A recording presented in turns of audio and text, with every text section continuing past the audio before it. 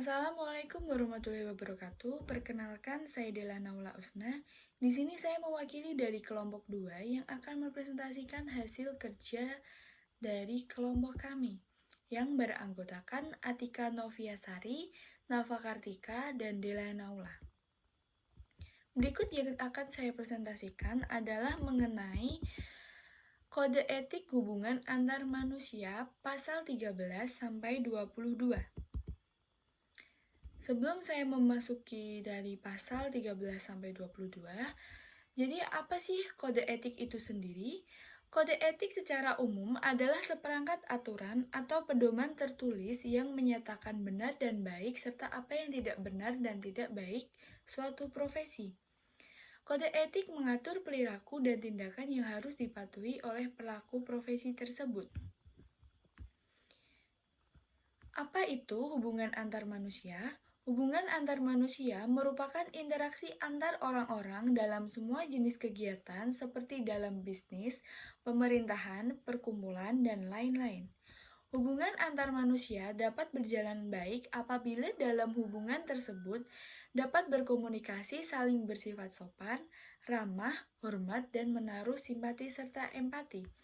Jadi, kode etik hubungan antar manusia adalah seperangkat aturan atau pedoman tertulis yang mengatur interaksi komunikasi antar individu agar tercipta hubungan yang selaras dan harmonis sesuai dengan nilai-nilai etika yang disepakati bersama. Kode etik ini menjadi paduan agar hubungan antar manusia dilandasi oleh nilai-nilai positif seperti saling menghormati, saling memahami, saling keterbukaan, kerjasama, dan empati. Apa saja yang termasuk dalam hubungan antar manusia pasal 13 dan 22?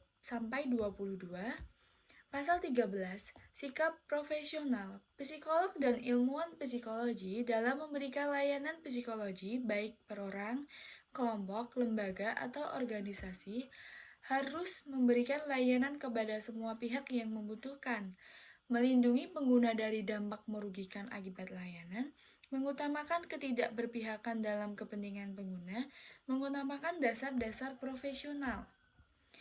Selanjutnya, pasal 14, pasal yang mengenai pelecehan. Psikolog dilarang terlibat dalam segala bentuk pelecehan seksual. Pelecehan seksual meliputi permintaan aktivitas seksual, cumbuan fisik, perilaku verbal baik non-verbal yang tidak pantas. Pelecehan dapat terjadi dalam bentuk diskriminasi gender, ras, agama, kecacatan, maupun status sosial ekonomi. Pelecehan dapat terjadi dalam suatu peristiwa parah atau perilaku berulang. Psikolog harus menjaga hubungan antara profesionalnya dan menghindari eksploitasi seksual. Selanjutnya, terdapat pasal 15, penghindaran dampak buruk.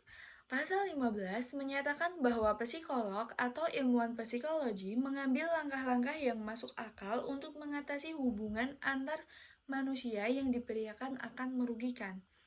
Ini meliputi hubungan majemuk, pelecehan, dan penghindaran dampak buruk. Psikolog maupun ilmuwan psikologi harus melakukan langkah-langkah yang masuk akal untuk mengatasi hubungan antara manusia yang diperlukan akan merugikan, termasuk hubungan yang bersifat pribadi, ilmiah, profesional, hukum, finansial, atau hubungan lain yang diperkirakan akan merusak objektivitas, kompetensi, atau aktivitas mereka yang menjalankan fungsi sebagai psikolog atau ilmuwan psikologi. Pasal 16, hubungan majemuk. Pasal 16, hubungan majemuk. Hubungan majemuk terjadi ketika psikolog memiliki peran ganda dalam individu yang sama, misalnya sebagai terapis sekaligus teman.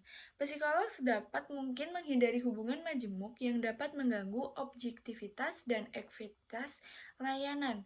Jika tidak dapat dihindari, psikolog harus mengelola hubungan tersebut dengan hati-hati.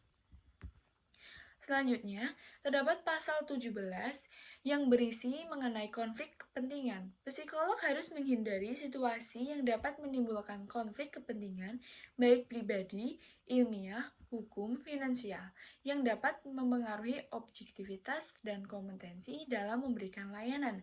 Jika konflik kepentingan tidak dapat dihindari, psikolog harus mengungkapnya dengan mengambil langkah meminimalkan dampaknya.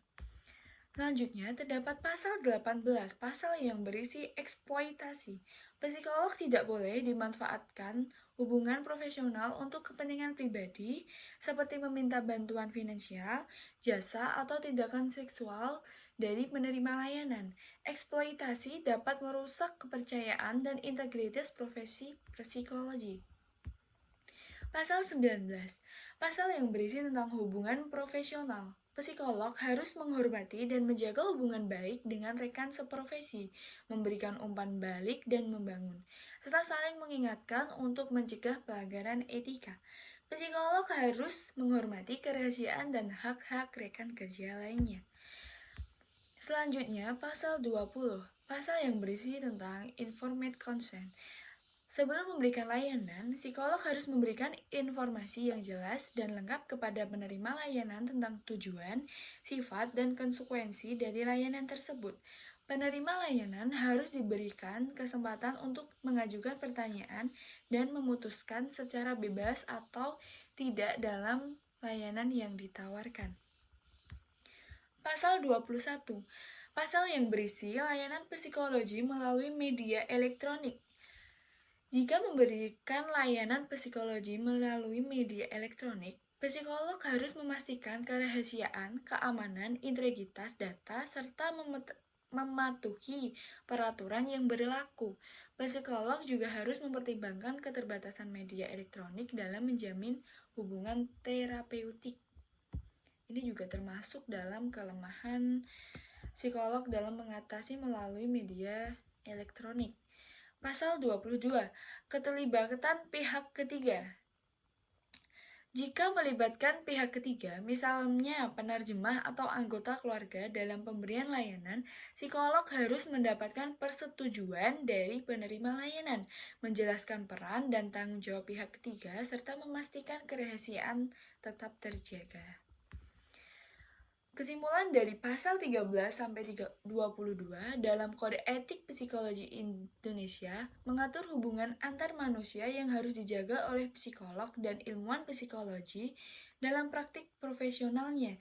Prinsip-prinsip yang ditekankan meliputi bersikap profesional, menghindari pelecehan dan eksploitasi, meminimalkan dampak buruk, menghindari hubungan majemuk dan konflik kepentingan, menjaga hubungan baik dengan rekan kerja, memberikan informed consent kepada klien, serta menjaga kerahasiaan dalam layanan melalui media elektronik atau melibatkan pihak ketiga.